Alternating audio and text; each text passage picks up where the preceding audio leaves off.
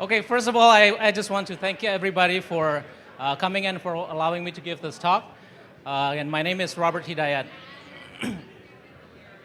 So I believe that inside each and every one of us, there is a hero dying to get out, right?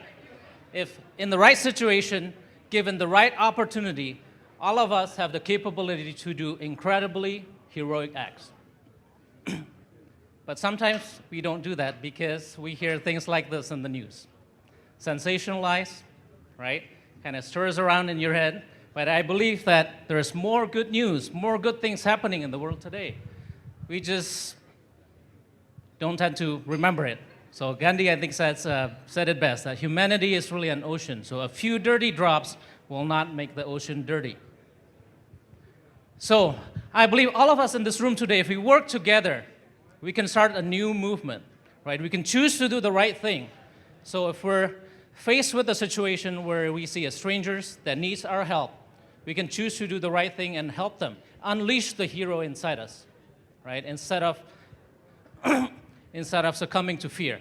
So how can we do this? I believe a way that we can do this is just simply by training our minds, right, to do it. Giving us more opportunity to be able to help people. And we can use this we can do this using technology. So, all right, so what do you guys usually do when there's an emergency? What do you guys usually think of? Most of us probably think about calling an emergency number like 911, or in different countries maybe 112 or 999 maybe. So this is a great system, right? A great system. However, it's a single line for help. It's just a single line. And it is limited by many of the limitations associated with a telephone call, right? So for example, there are situations where you might not be able to speak. When there is a burglar in the house, you don't know if they're armed or not. You might not want to speak and give away your location, right? Or you might be in an emergency situation where you just can't speak, right?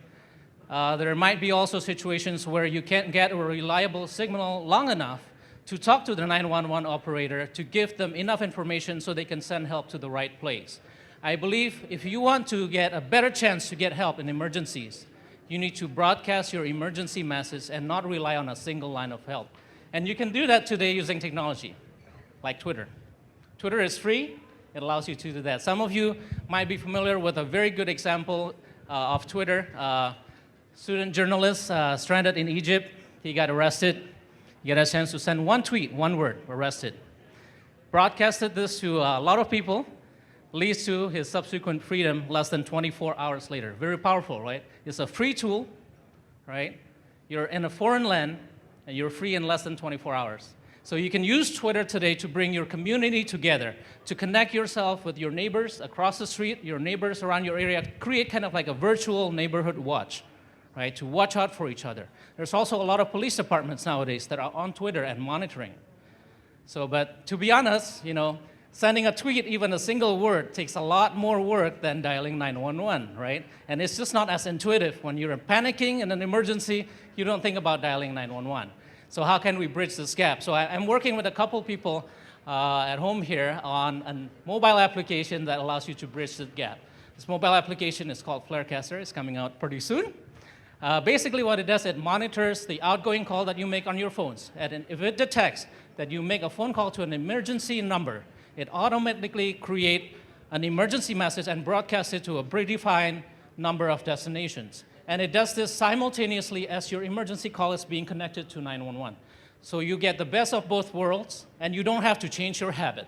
This is an example of a flare here. You can include real-time information automatically generated, such as your location information, the nature of the emergency, in that emergency message that you can broadcast. I call it a flare. So I'm working on an Android version, very close to being done. Also working on a BlackBerry and an iPhone version for the next generation of iPhone. All right? So I believe with this tool now, there is nothing stopping us to start this movement. Right? It only takes two people to start a movement. Right?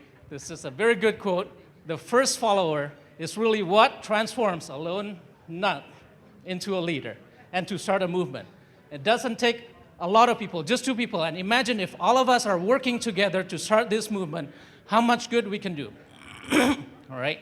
So the next time you hear someone in trouble, a stranger in trouble, right? The the next time you receive a flare, even from a stranger, right, who doesn't know you, please don't hesitate to let that hero inside you to come out and help people. Together we can make the world a better and safer place. And I'm going to give you guys the tool for free, everybody, in this talk. If you guys just send a quick email to ignite@flarecaster.com, as soon as the apps is available, you guys will get it for free. Thank you very much. Enjoy the rest of the evening.